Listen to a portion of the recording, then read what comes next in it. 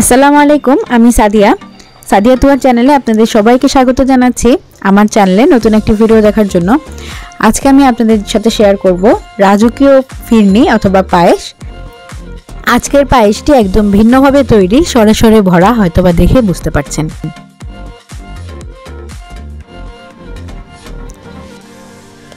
এই ফিরনিটি আপনারা চাইলে ঘরে তৈরি করে অনেক দিন রেখেও খেতে পারবেন।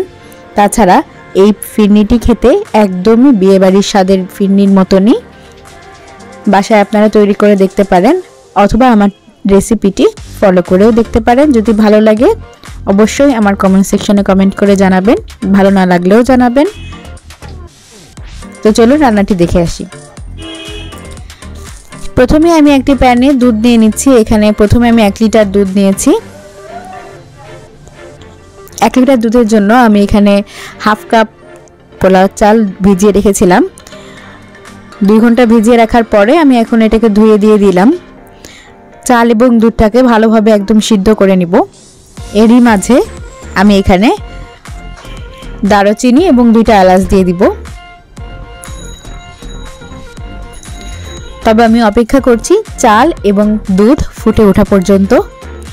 তো দেখতে পাচ্ছেন এখানে আমি দারুচিনি দিচ্ছি শুধুমাত্র ঘ্রাণের জন্য, এতে স্বাদের কোনো হেরফের হবে না। এই যে 2টা এলাচ আমি মুখ ফাটিয়ে দেইনি, তাহলে অতিরিক্ত ঘ্রাণ হয়ে যাবে। এখন চাল সিদ্ধ হওয়া পর্যন্ত আমি অপেক্ষা করছি।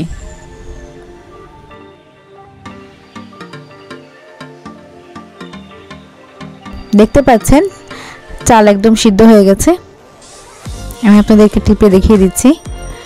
বেশ সময় ধরে আমি এটাকে জাল দিয়ে সিদ্ধ করে নিয়েছি। চাল সিদ্ধ হয়ে গেলে আমি এখানে লবণ দিয়ে দিব। মিষ্টি খাবারে লবণটা খুবই জরুরি আমার মনে হয়। অনেকের কাছে মিষ্টি খাবারে লবণ পছন্দ না, অনেকেই দেখেছি যে দেন না। তবে আমি সাধারণত আমার মাকে এবং আমার মা খালা যারা রয়েছে ওদেরকে দেখেছি মিষ্টি খাবারে একটু হলেও লবণ ব্যবহার করে।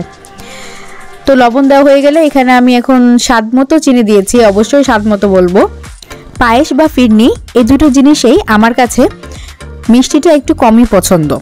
যার যেরকম পছন্দ মিষ্টি বাড়িয়ে কিংবা কমিয়ে দিতে পারেন। চিনি গলা মাত্র অনেকটা পানি ছেড়ে দিবে। তো এই সময়তে আমি গুঁড়া দুধ দিয়ে দিচ্ছি 2 টেবিল চামচ। এটা অপশনাল, এটা না দিলেও চলবে, তবে স্বাদটা একটু বাড়বে যেহেতু আমি এটা রাজকীয়ভাবে তৈরি করছি। তো দেখতে পাচ্ছেন উপরে একটু পরপরই সর বসবে এবং সরটাকে ভেঙে দিবেন। এতে ফিরনিটি খাওয়ার সময় মুখে সর বাঁধবে এবং অনেক মজা লাগবে। আমি 15 সেকেন্ড পরে এটাকে নেড়ে দিচ্ছি আর 15 সেকেন্ডে খুব সুন্দর আকারে একটি সর, মোটা সর বসে যাচ্ছে। তো সবকিছু যখন পারফেক্টভাবে কুক হয়ে গেছে তখন আমি এলাচ এবং দারুচিনিগুলা উঠিয়ে নিচ্ছি। অবশ্যই এটা উঠে নেবেন। মুখের দাঁতের ভিতরে পড়লে অনেক পচা লাগে, আমি জানি না সবার কেমন লাগে, আমার ভালো লাগে না, তাই আমি উঠিয়ে নিব।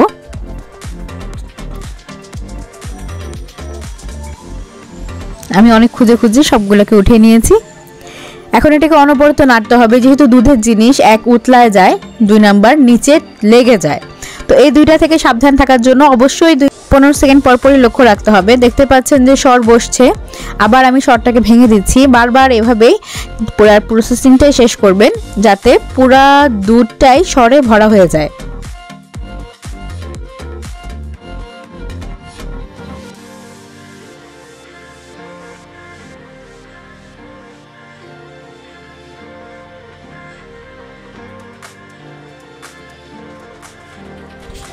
এভাবে একবার বানিয়ে দেখবেন, কেমন হয় আমাকে জানাবেন। আমি দেখতে পাচ্ছেন বারবারই এটাকে জ্বালিয়ে উপরে সর তৈরি করে নিচ্ছি এবং প্রতিবারই সরটাকে ভেঙে দিচ্ছি।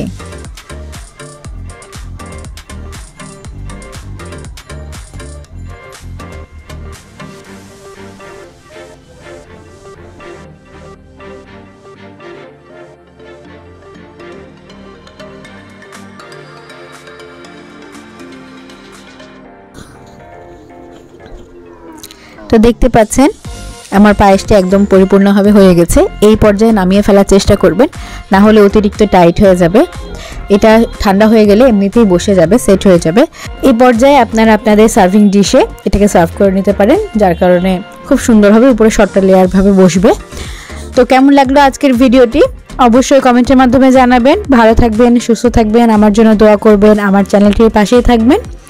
দেখা হবে নতুন কোনো ভিডিওতে। আল্লাহ হাফেজ, আসসালামু আলাইকুম।